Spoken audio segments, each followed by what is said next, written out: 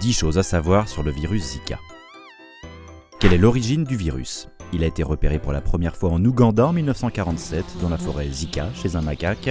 Zika appartient à la même famille que le virus de la fièvre jaune. Comment se transmet le Zika ? Il se transmet par une piqûre de moustique de type Aedes. Plusieurs cas de transmission sexuelle ont aussi été rapportés. Le temps d'incubation est de 3 à 12 jours. Où sévit le virus ? La première épidémie de Zika s'est déclarée en 2007 sur l'île de Yap, dans l'océan Pacifique. 6 ans plus tard, elle s'est abattue sur la Polynésie française. Le virus a ensuite gagné l'Amérique latine et s'est depuis étendu sur tout le continent américain. En 2016, ce sont les États-Unis, la Guyane et la Martinique qui sont touchés. La mise en garde de l'Organisation mondiale de la santé. L'épidémie de Zika a été déclarée urgence mondiale de santé publique par l'OMS le 1er février 2016. Dans toute son histoire, l'OMS a seulement qualifié de la sorte 3 épidémies, dont la dernière en date était Ebola.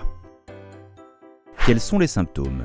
Dans près de 80% des cas, l'infection passe inaperçue, mais lorsqu'elle se manifeste, les symptômes sont de type grippal. Le virus peut également provoquer des conjonctivites. Les symptômes disparaissent généralement en 2 à 7 jours. Les dangers pour la femme enceinte. Le virus Zika est responsable de microcéphalie chez l'enfant à naître, une malformation grave et irréversible du fœtus, se caractérisant par une taille anormalement petite du crâne. Le risque de syndrome de Guillain-Barré.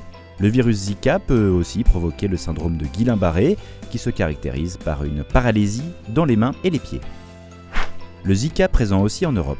Le premier bébé européen atteint de microcéphalie due au Zika est né en Espagne en juillet. Sa mère était porteuse du virus, elle l'avait contracté lors d'un voyage en Amérique latine.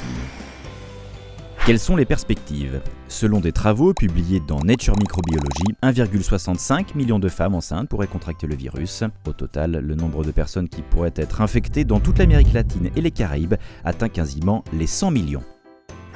Comment se protéger ? Il n'existe actuellement pas de vaccin, ni de traitement préventif contre l'infection. La prévention repose donc sur les moyens proposés par les spécialistes de la lutte anti-moustique, comme moustiquesolutions.com.